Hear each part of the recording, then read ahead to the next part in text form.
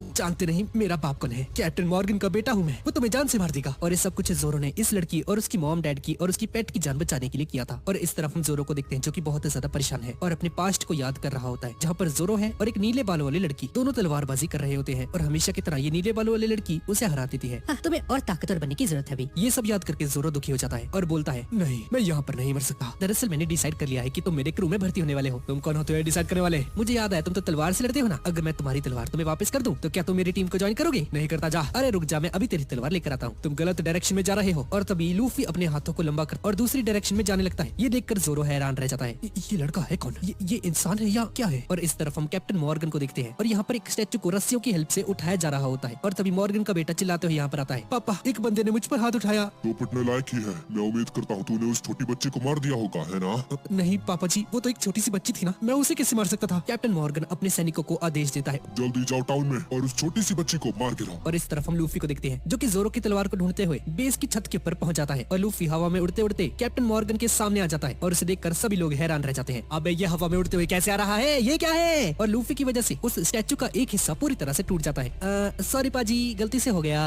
ये सब देखकर कैप्टन मॉर्गन बहुत ज्यादा गुस्सा हो जाता है। इसे पकड़ो, मैं इसे मार डालूंगा।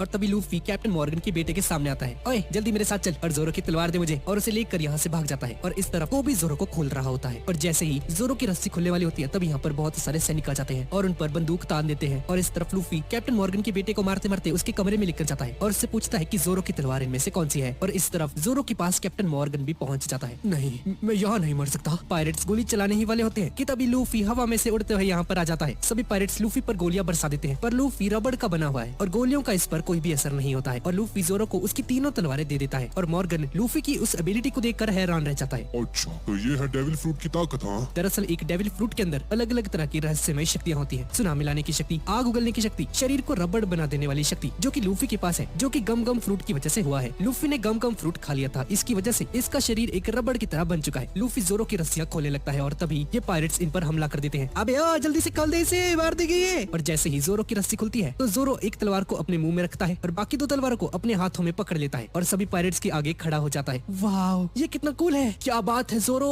कमाल ही कर दी। अगर तुम में से कोई भी हिला तो मारा जाएगा। ये बात सुनकर सभी के सभी लोग रोने लग जाते हैं क्योंकि सभी लोग जानते हैं कि जोरो कितना ज्यादा खतरनाक है। ए लूफी, तुम्हें किंग ऑफ पायरेट्स बनना है ना? तुम्हारे ही तरह मेरा भी एक सपना है, दुनिया का सबसे बेहतरीन तलवारबाज बनना। और तभी लूफी जोरो को नीचे झुकने के लिए कहता है और अपनी टांगों को लंबी कर सभी पायरेट्स पर हमला कर देता है। भाई साहब ये तुम कैसे कर लेते हो? लगता है मुझे ही कुछ करना पड़ेगा, तुम लोगों के पास की कुछ नहीं। लूफी भागकर मॉर्गन के पास जाता है और उसकी कुल्हाड़ी जैसे हाथ पर हमला कर देता है। तुम मुझे मारने की कोशिश कर रहे हो, क्या तुम जानते हो मैं कौन हूँ? मैं हूँ नेवी का captain x hand Morgan. Morgan